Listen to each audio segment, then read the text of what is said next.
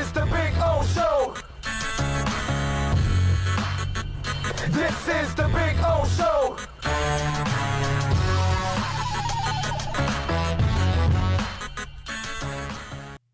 Well, I wanted to get your update on a couple of things. First of all, the decision to put Curtis Weaver, waive him with an injury designation. Are you expecting him to be back?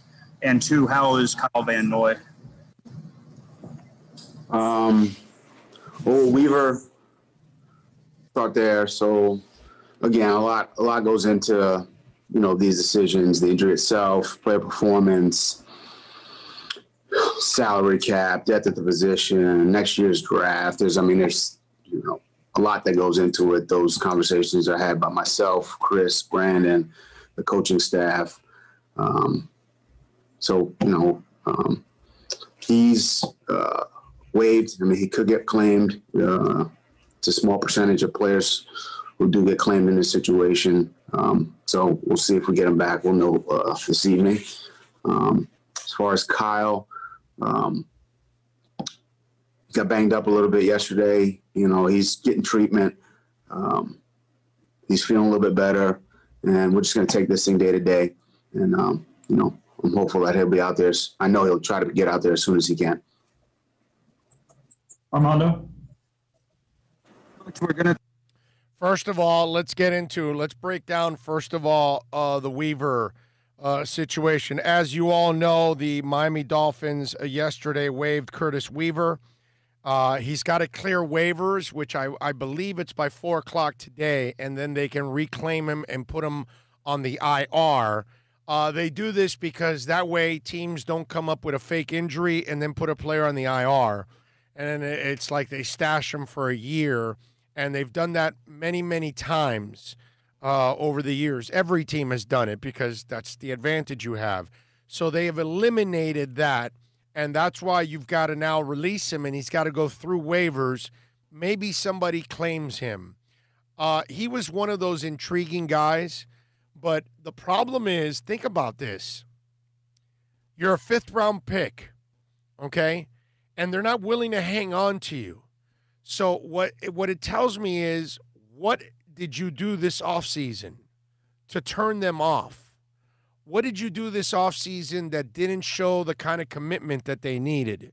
Because I gotta figure that you're a 5th-round pick. They like you, they gotta like you if they drafted you, okay? And 5th round is not the worst pick in the world. I know it's a gamble pick at that point. Once you get to the 4th round, you're kind of throwing darts. But you got to have some kind of conviction if you like the kid in the 5th round, right? And if not, maybe you would have waited till the 7th or a street free agent. So there is some kind of something that you like in him. But he must have done something throughout the offseason, I don't know, mentally. It can't be physically because there wasn't any physicality to be displayed. So I don't know what he lacked in physically in the last couple of weeks since they got back together and then training camp here. I don't know what he did throughout the offseason, but it is an indictment to a certain extent. Now, the injury, how bad is this injury? You know what I mean? So I don't know. The thing is, it's like the Kyle Van Noy thing. You just heard it. Well, he's day-to-day. It doesn't seem serious. Doesn't seem like, Kyle's going to miss a couple weeks in the season. That's not what it sounds like. Sounds like, it's not that serious. He could be out a couple days. I may have to hold him on an extra day or two just to protect him from himself, because that's kind of what he's saying. Then, knowing Kyle Van Noy in a couple days, he'll want to come back as soon as possible, and that's where you got to protect the player from himself. So the Kyle Van Noy thing doesn't seem serious to me. The Curtis Weaver one, I have to sit back and say, what's going on here? Okay? And what is it that they didn't like about him that they released him? But the problem about that question, and where we cannot, by any stretch, jump to any conclusions, okay? Because we don't have the facts yet. Is he a guy that mentally had a tough time grasping everything, and they said, this guy's going to take a while to figure it out before he can physically do what we need because mentally he's way behind? I don't know. Or is the injury that he has serious enough that maybe there's some concern long-term and there's some risk long-term? You know, because when he was talking about the salary cap, if you were a higher pick, then I'm kind of worried about it. But in the 5th round, that can't be the kind of money with this kind of team right now where they've got cap space and flexibility. This can't be the kind of salary that's crippling cap-wise. You know what I'm saying? So I just got to figure either physically something there's an issue or mentally something there's an issue. But again, I don't know what it is, but clearly they lost some interest in him that they're willing to let him go. Okay? And maybe they're not even willing to claim him again. I don't know. We'll see. How about this? As good as we are with the money and we are on top of the cap, what we're going to get in return for our investment, they don't see it from this guy. Whatever. You know, it's something. Yeah. They obviously they were not happy with him. Okay? No, because like you said, to draft him and you don't do that. If you're willing to do this, it's because there's something there. Okay? PJ Hall or whatever, right? The Raiders. He's their 2nd-round pick. They just released him. 2 years removed from being a 2nd-round pick. And they were like, we're giving up on him. We're done. So there was obviously something there that they didn't see from PJ Hall. Troy goes, Weaver needs a work on his body, a lot of baby fat. It's got to be more than that, bro. It's got to be more than that. You know what I'm saying? Herman says, love your U2 shirt. By the way, please answer the phone, 1-800-ROBERT. Tell Robert, that's that commercial, right? I got you. It's a lot different than that other lawyer commercial that's got that woman in the burgundy dress with the cannons. Have you seen that? It's like, okay, women don't want to be objectified, but yet they will objectify themselves. And it's a law office, right? And she comes out with, and we're here to serve. And like, once you see those cannons, you kind of forget that she's a lawyer. You forget about because I'm telling you what guys think. You're just looking at those cannons, okay? And it's kind of like that Estrella commercial that is. I was just going to say. Dude, it is terrible, that Estrella commercial, okay? And all it is to show the girl with the big jugs. And so, you know what I mean? It's like, it's hilarious how there's women that get insulted and disgusted by the objectifying of women, but then there you are. And the other one, I don't understand, the law office. You're a lawyer. What do your breasts have anything to do with the lawyer? Right? And she stands sideways. You notice that, right? She doesn't stand forward where maybe you won't be able to tell how ginormous they are, but she stands sideways. We're here to protect you and your rights. And it's like, you know, cannons. And it's just like. We have this beautiful Ferrari. What do we need? Girl in a bikini. Right. It's weird. Just trying to sell me one thing, and here comes something else. We are in the middle of a Brian Flores press conference, aren't we? Breastises got you to go off track, my brother. Hey, man. I told you, it gets your mind off it all. What Brian Flores press conference? All right, go ahead. Talk to Josh Rosen later this afternoon, as you probably know. So what kind of camp is he having? Josh, like all the quarterbacks, you know, he's had some good moments, some bad moments.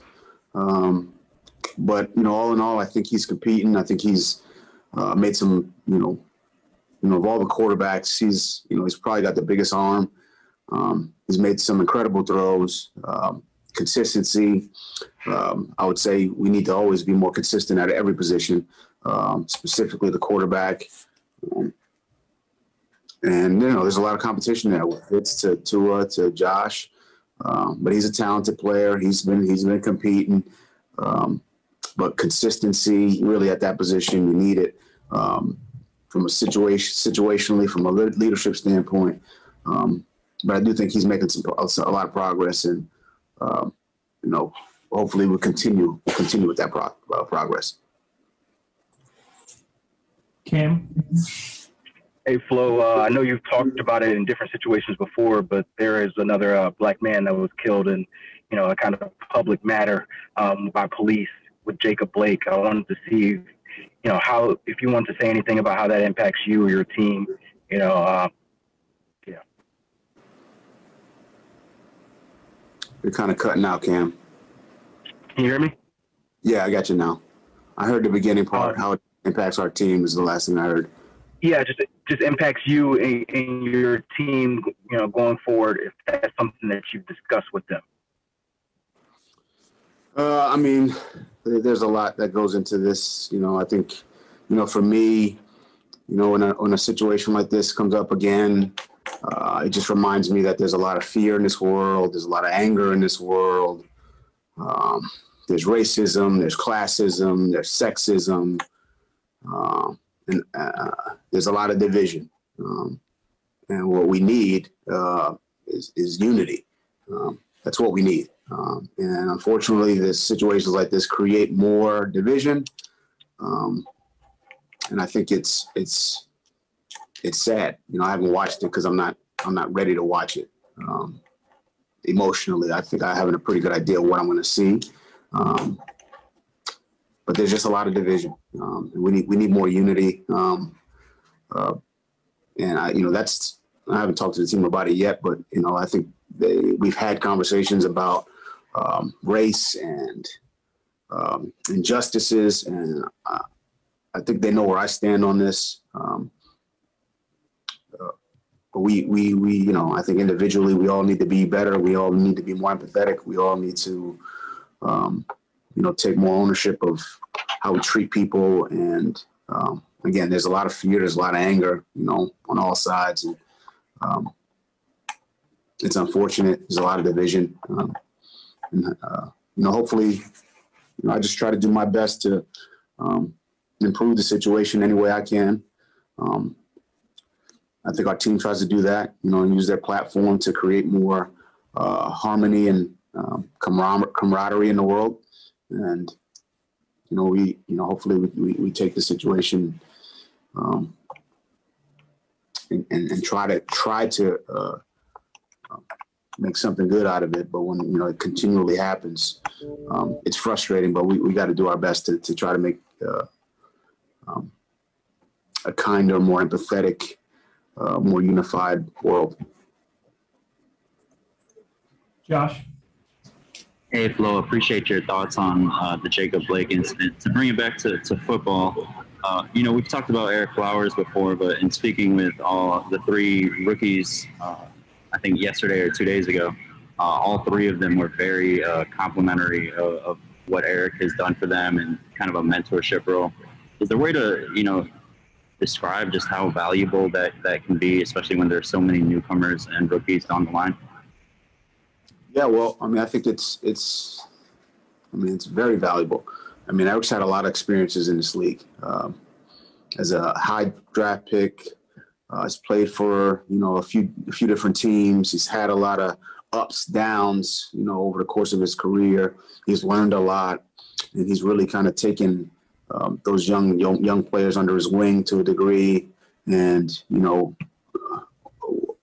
to me, it's, what better of a guy to do that. Someone who's had as many experiences as he had, been in different places, been under different systems, but,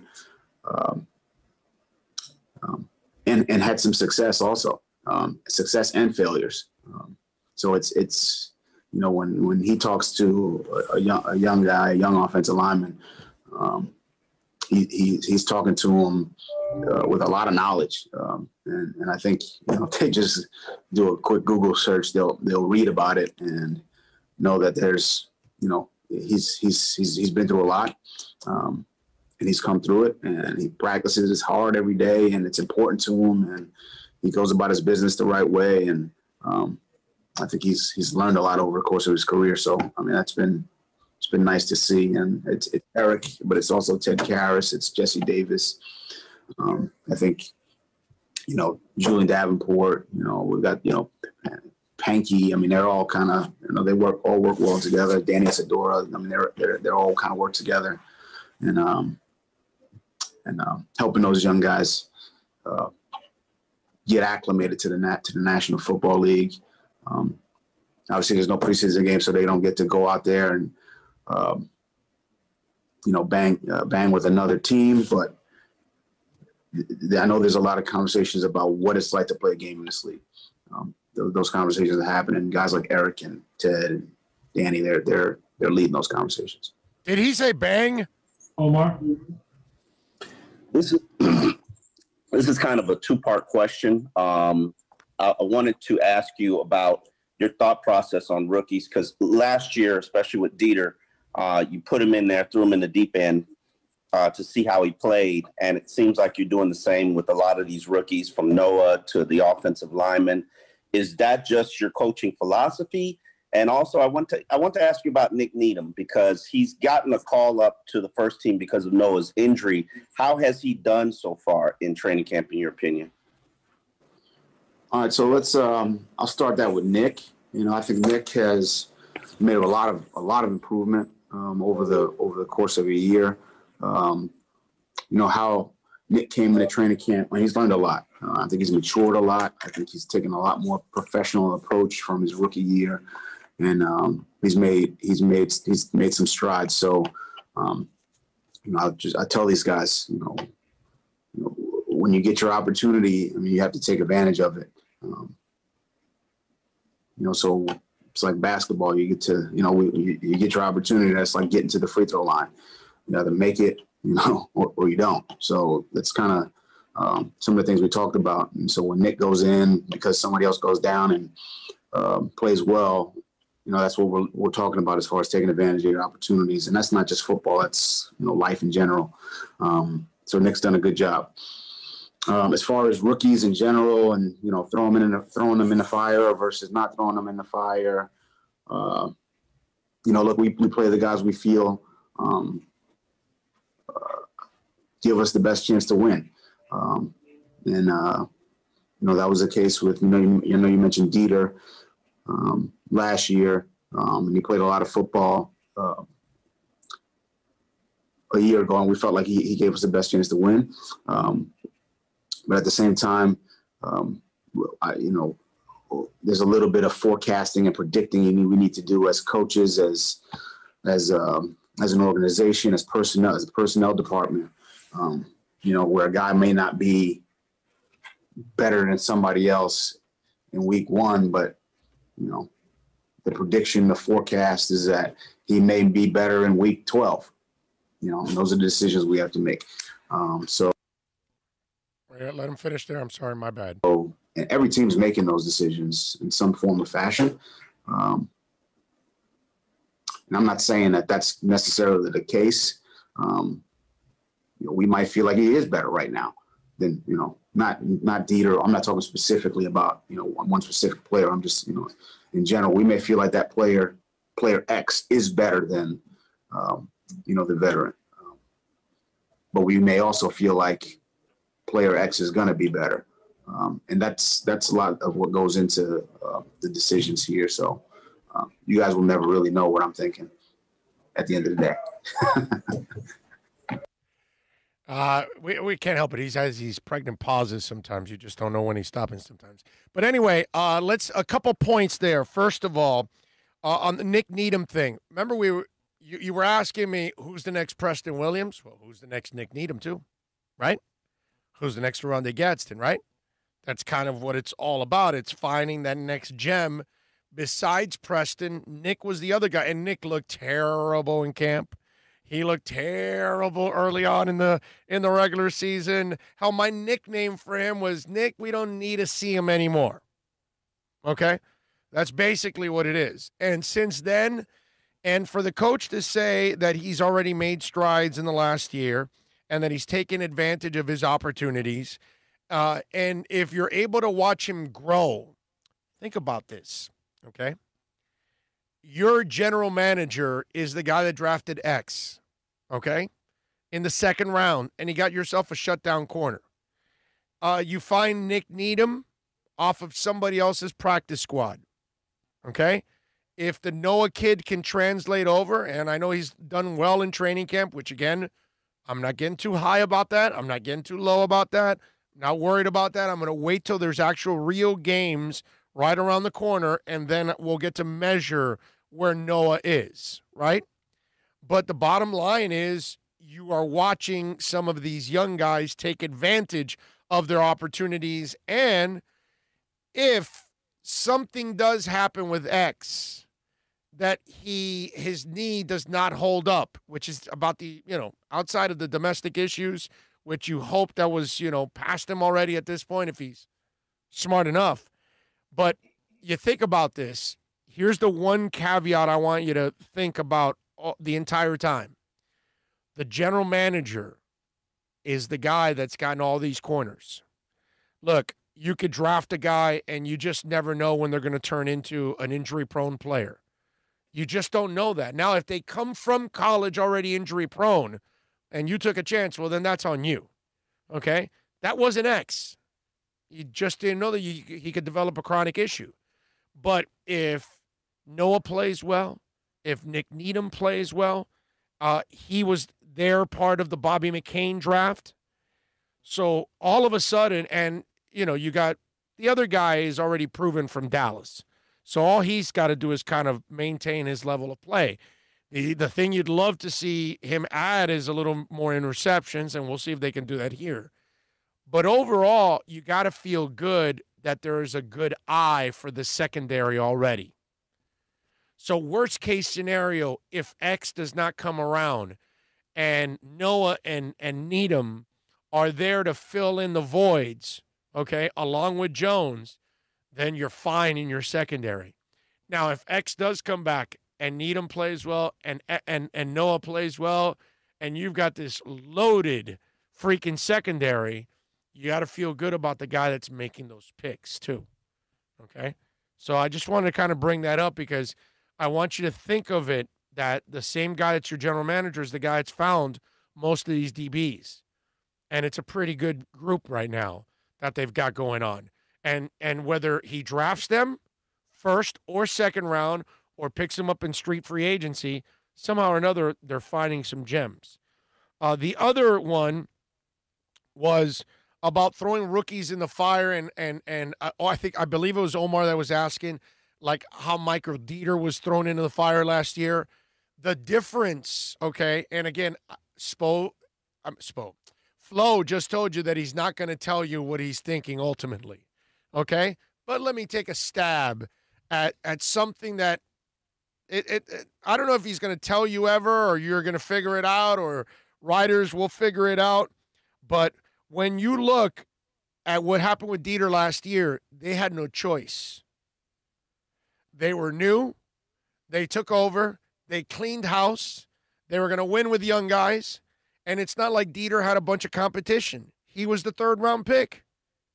And you weren't loaded with picks either, like you were this year and next year. So it's a different scenario last year that you were forced to throw all the young guys in. You're not forced to throw Noah in there. If Nick Needham's ready to go along with X and Jones, then you've got all three guys, and you can bring Noah along slowly. But if Noah's ready, then you throw him in there. And now you've got several guys on the offensive line. You've got competition of multiple guys pretty much on every position except for maybe left tackle, where I know you got Julian there, but we all know it's got to be Austin Jackson. Unless Julian Davenport somehow or another just does some amazing stuff and turns the corner. So the second year around, it's not a simple question that Omar asked, because last year it was a lot easier and you had less options. You were kind of forced to throw your rookies in there and throw them into the fire. This year, you may have some options at different positions. You may have depth at different positions. You may even have a little experience ahead of the person that you brought in. So you can kind of ease that person in. So that's what Flo's not going to tell him, but I'm going to tell you that it's going to be a little easier to work young players in. And he talked a little bit about it in this press conference so far about working those guys in, easing them in. Last year there was no easing. Last year you had to get it going right away and throw them into the fire. Go ahead. Let's play a little more Flo. You were asked about Eric. Obviously, he spent some time on the COVID list. X has been out for a while. Common sense says if they're on for more than got something going on. Those guys that have had long absences because of COVID, have you noticed beyond just the normal conditioning that they lose from a week of not practicing that the illness might have some effect on their lungs that takes them another week or two to get that breath back? You know, Adam, I think every case is different. I mean, they are. I mean, everyone responds to, an infection, that infection, sickness, injury. Everyone responds a little bit differently. So, obviously, if you're out for an extended period of time, your conditioning, whether it's the world-class athlete or you or I mean, it's not going to be as good as it was, the 10 days or 2 weeks prior. So that's always going to be an issue. It doesn't matter who it is. And we just we take it case by case and try to work the guys back and work them back into shape and get them out there as quickly as we can because, everyone needs to practice. Everyone needs to prepare. We're closing in on cuts and, the first week of the season. So, we need the guys out there. But yeah, I mean, to answer your question, everyone's a little bit different. We'll go to Safin. Flo, how you doing today, man? There were some reports this summer about some teams reaching out about Josh Rosen's availability. Obviously, I know you won't divulge much into that, but it seems that, whether Fitz holds up or he doesn't, or you may not be ready to unleash him to that Josh has a role to play here. Could you expand a little bit on that, where Josh kind of fits in that quarterback competition? And, Josh is competing. He's competing with he's competing like everyone else. And I think, we're let's call it halfway through training camp. We're not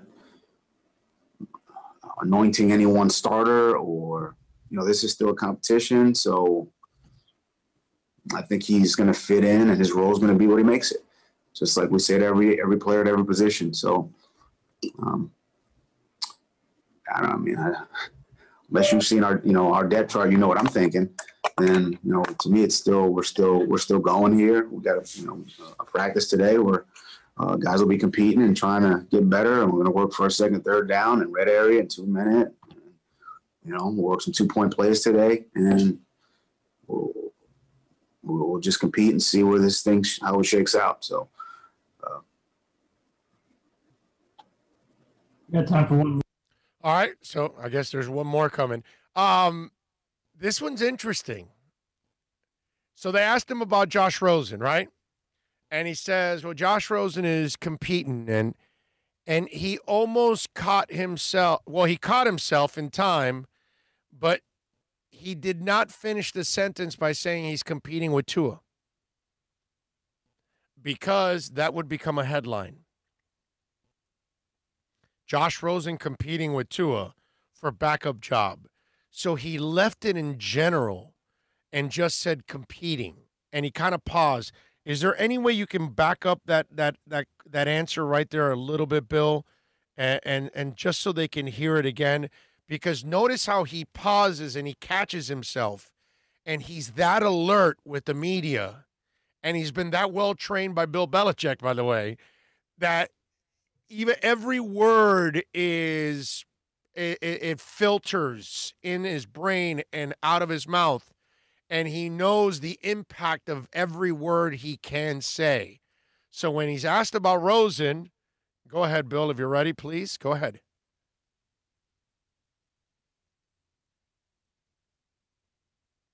No? Okay. It's all good. It's all good. All right, go ahead. We're ready. Josh is competing. He's competing with, he's competing like everyone else, and I think we're let's. That's it. That's it. You know what I mean? He's competing. He's competing with everybody else. He didn't want to throw Tua in there because he's really not competing with Tua because we know Tua's the guy. You're not drafting a guy number 5 overall. You know what I mean? Rosen was a throw-in trade. Okay? Chris Greer goes, he saw an option to turn a second rounder into 2 second rounders and go get himself a freebie quarterback for cheap. And he said, what the hell? Why not take the chance? The kid might be good. Kid might be bad. It doesn't cost me anything. I just got to defer my other second rounder to the next year, and I'll pick it up. And I'll get my player then. And he got him this year. Whatever. That's fine. That's really smart, personnel on their part. But the fact that the coach caught himself and stopped from saying, well, Rosen's out there competing with Tua. Because then you kind of really put it out there. You know what I'm saying? And he really doesn't want to do that. He wants to say he's competing. So he's just competing in general. That way we don't know what he's competing for and who and with and for what and where he stands. It's just he's competing. So that way it gives also Rosen the let's say the hope that you can start when deep down inside we know they're going to go with Fitz. And eventually, unless Tua is completely lost or physically suffers something, it's Tua next, not Rosen. He'll get leapfrogged. I like the term that I started. Remember what I said? He's channeling his inner Belichick. Yeah. No, it's well trained. All right, go ahead. Let's finish it off because it looks like the last question is. Call it halfway through training camp. We're not anointing any one starter or, this is still a competition. So I think he's going to fit in and his role is going to be what he makes it. Just like we say to every player at every position. So keep it general. Unless you've seen our depth chart, you know what I'm thinking. Then, to me, it's still, we're still going here. We got a practice today where guys will be competing and trying to get better. And we're going to work for a second, third down in red area in 2 minutes. We'll work some 2-point plays today and we'll just compete and see where this thing, how it shakes out. So, We got time for one more. We'll go to Joe. Joe Shad. Good morning, Flo. On Raekwon McMillan, where is he in his career development? Raekwon's obviously started a lot of games in this league. Good tackler, good communicator, smart player, plays in the kicking game. He's still ascending. I think I think he's doing well. He's playing well in this training camp, and there's a lot of competition at the linebacker position between Raekwon and Landon Roberts and Calvin Munson and Baker and Kamu. So we just we'll see where the chips fall. And again, everyone's still competing. This is practice. 7 of 14 in training camp, so we're right at the halfway point. No decisions have been made, but we're closing in. We're definitely making our evaluations, and some people are ahead of others. Yeah, you're not going to get that out of me today, Joe. But we're just trying to look. We're going to try to field the best team we can, and try to compete for an entire season. So. But Raekwon's playing; he's playing well, and I think he's a very good player in this league. You got to understand what's going on with Raekwon McMillan, okay? And this is where you got to look at it on the football end, and this is where the coaching staff deserves a lot of credit. All right, here's a kid that's going into his 4th season. His first year, he blows out his knee. He comes back his second year. We all know he looked like he was completely lost, right? And then his third year, these guys get him. Flores gets him, right? And it looked like maybe now you're talking about a different defense now that's in place. And he doesn't really fit the mold that you need as a linebacker that can stop the run, which he's good at, and can cover. He can't cover. And then to their credit, what did they make him last year? They made him a pass rusher. Why? Because on passing downs, they don't want him covering. They want him as an extra pass rusher because he's a better pass rusher than he is pass protector. And so, again, kudos to the coaching staff. Finding your strengths, hiding your weaknesses, right? Because you don't want to get him caught in space too many times because it's not a good thing for Raekwon McMillan if he's got to go out and cover. We all know it's not his strength. And so they found a role for him. So when you ask, like Joe did, about where he stands, you have to understand that this is a defense that's multiple. So Raekwon McMillan may have more shelf life for another year on this defense. But eventually, they don't want the guy that's a two-down player. And then they made him a third-down player only because they found a way to use his skill set as a rusher. Okay? Credit to them again on all of that. So it's a complicated question. And in Flo's mind, he doesn't look at it that way. He looks at pieces that he has, and then I'm going to use them situationally. In this case, I'm going to use Raekwon. In this case, if I know it's 3rd and long, and I am more worried about their guys that are coming out, like if you're playing the Patriots, you may want Raekwon McMillan out because they've got several running backs that can come out of the backfield besides their midget receivers, and then that becomes a pain in the ass for Raekwon McMillan. But if they're not, they don't have a lot of pass catchers out there on a 3rd and long situation, and you put in Raekwon McMillan, you now use him as a pass rusher. But then again, your offensive coordinators that you're facing are also looking at you and saying, Raekwon McMillan can't cover. He's got to be out there as a rusher. So it puts you at a disadvantage as a defensive coordinator. So these are things that I don't think the average reporter's thinking about. You know what I mean? I know the coach is not going to tell you what I just said because in that, so they are in the process of filling out all those linebacker positions. And when they have all the right ones, I don't believe Raekwon McMillan will be one of those guys. Okay. But for now, because they're only in year 2 of the rebuild, they will find ways to use him. Understand? So that's kind of, I think, what's going on. And that's why it's not clear-cut whether he's a starter or he's not. Okay? All right. You think anybody in the media is going to give them that kind of a breakdown right now of Raekwon McMillan, that question? Or look into the question that they asked about Rosen and how he left out Tua.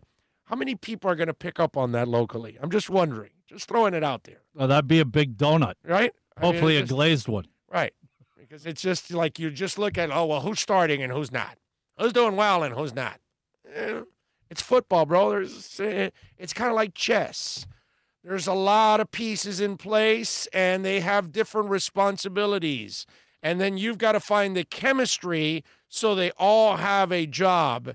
And the problem is they all can't excel at their job if they can't do certain things. You put yourself at a disadvantage when your guys on the field, Dick shows, this is what they're doing. Jordan Howard. Like Howard, exactly. Jordan What's Howard Howard going to do? He's going to run the ball between the tackles. Right. Jordan Howard tells you right away you're running the ball. You're not pass catching. Yeah, and you know something? Fantasy stuff, I saw somebody say they guesstimated that he would have 30 or 40 receptions. I'm like, you guys have never watched Howard. Oh, yeah, no. Come on. Who said that? That was on Fantasy, the thing with ESPN doing their thing. Somebody they project. They project him. Matt Breida will have 40 catches. Drafting, they have him 30 catches. They have him 35, 36 is the number running back. Their number 35, 36 running back. Well, no, he's going to But they have Howard in front of Breida, which I don't understand. I don't see it. He might be a touchdown vulture.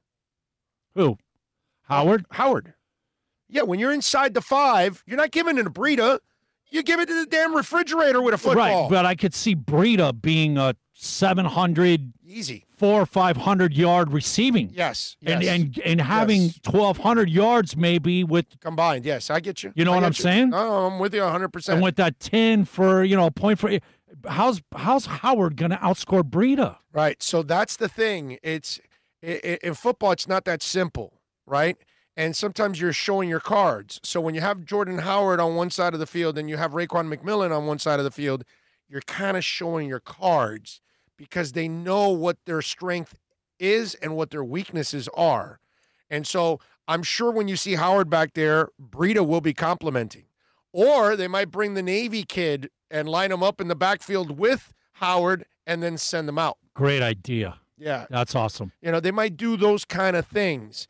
So it's just not as simple and as black and white as sometimes it's asked. And then when the coach answers it, he's not really giving you all the facts because he just said in this press conference, I'm not going to tell you what I'm thinking. You're never going to find out what I'm thinking. And by the way, Dougie Fresh says, if the cannons fit, you must acquit. I like that.